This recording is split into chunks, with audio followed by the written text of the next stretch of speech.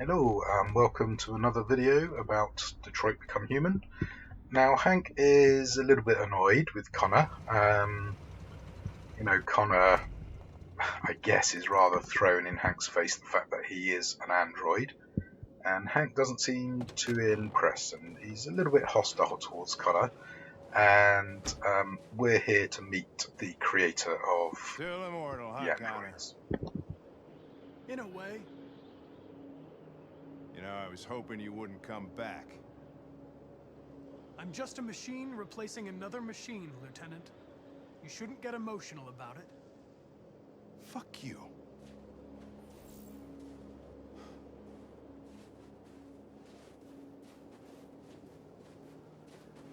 How did you find Kamski? I remember this guy was all over the media when Cyberlife first started selling androids. I made a few calls. Here we are.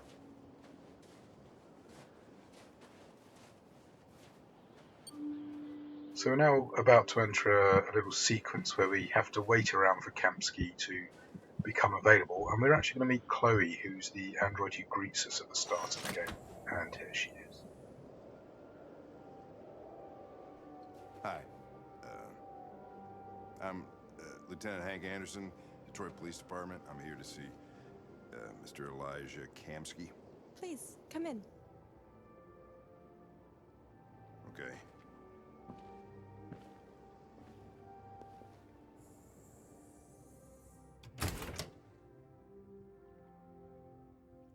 I'll let Elijah know you're here, but please make yourself comfortable.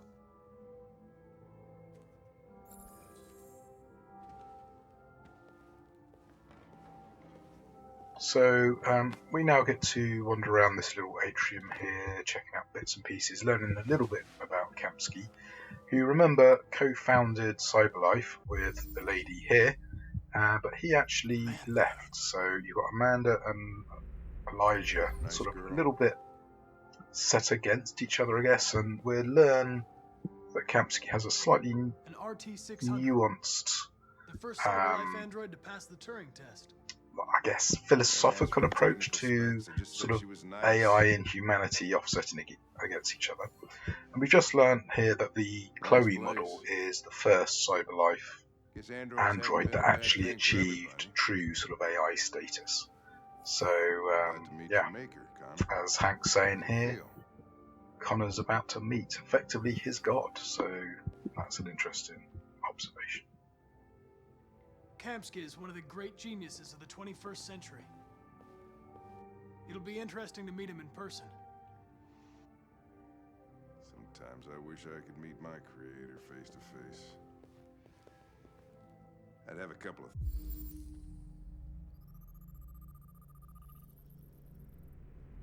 things I'd want to tell him.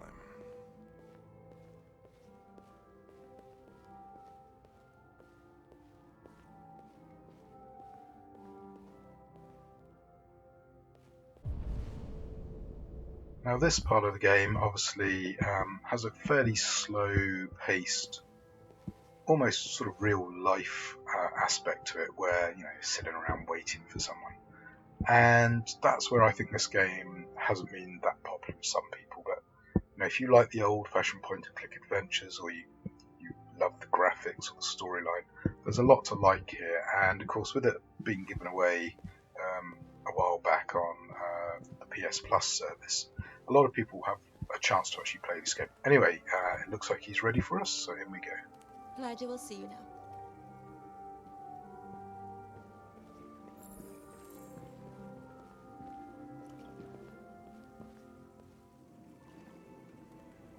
Now, as you might notice here, there are two more Chloe models actually in the pool, which is this rather interesting sort of red colour. Anyway, we've now got to wait around for him to get out of the pool and for Chloe to go and get a toweling robe for him. And we then get to have a little conversation with Kamski, and he's going to give us a few little tidbits. And he's also going to give us a rather tricksy ethical choice to make. And I can't remember which way I went with my choice. Anyway, we'll find out shortly, because conversation will start in a brief while. We're just waiting for him to actually get out of the water here.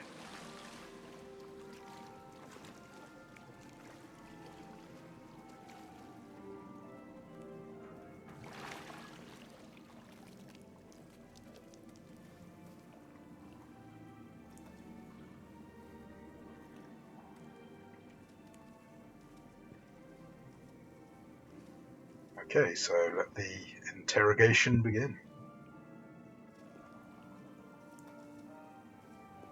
I'm Lieutenant Anderson. This is Connor. What can I do for you, Lieutenant? Sir, we're investigating deviants. I know you left Cyberlife years ago, but I was hoping you'd be able to tell us something we don't know.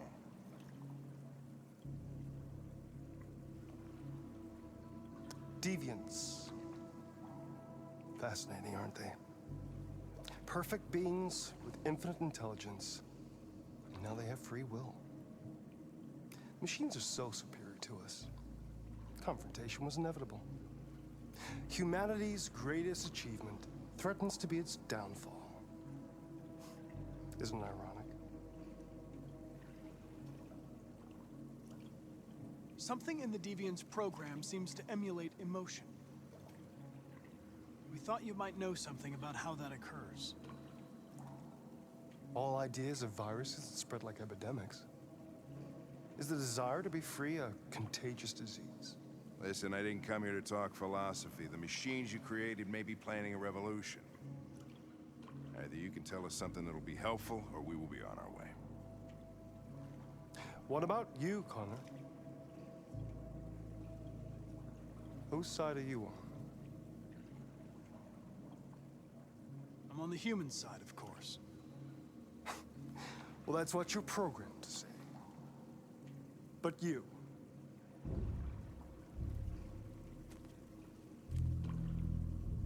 What do you really want?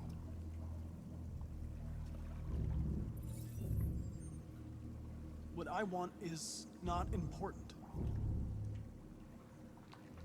Chloe? I'm sure you're familiar with the Turing test. Mere formality. Simple question of algorithms and computing capacity. What interests me is whether machines are capable of empathy. I call it the Kamski test. It's very simple, you'll see. Magnificent, isn't it? One of the first intelligent models developed by Cyberlife. Young and beautiful forever. A flower that will never wither. What is it really? A piece of plastic imitating a human? Or a living being? With a soul?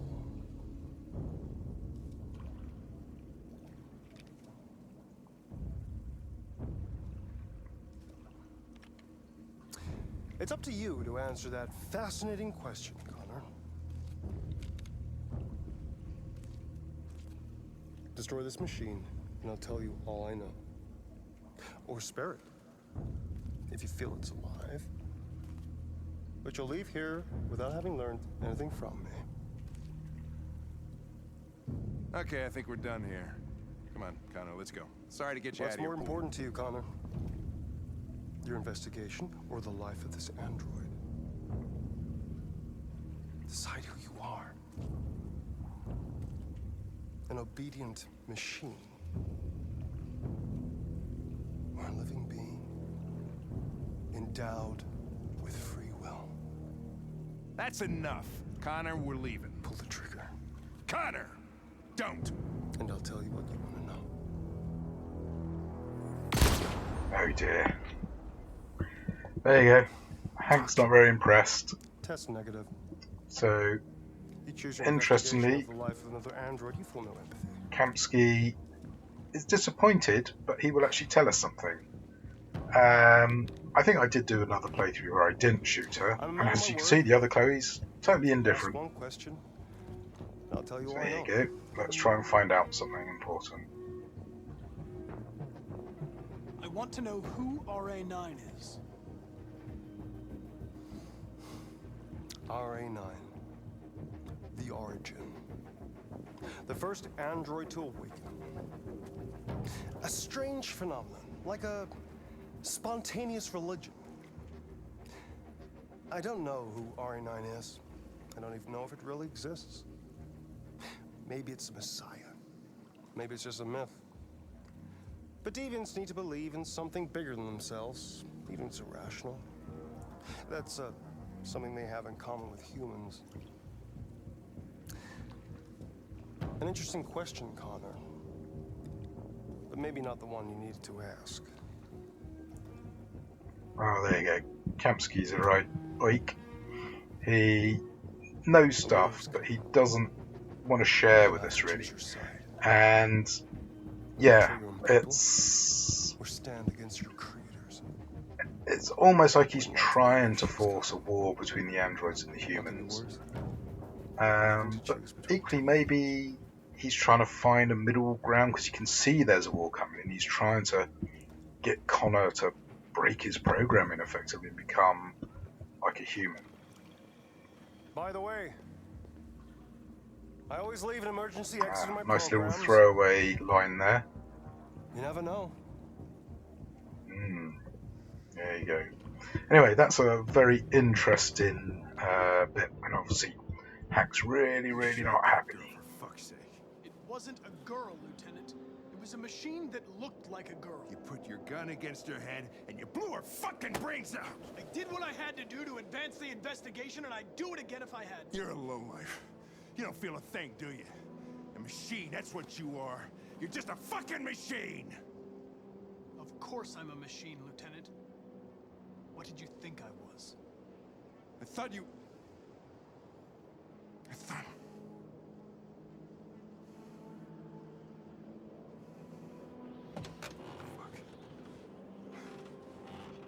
There you go. We've upset Connor and Hank's relationship so much that Hank's going to drive off without us, and we're going to have to make our own way home. Anyway, there you go. Hope you've enjoyed that little lecture. See you in the next video.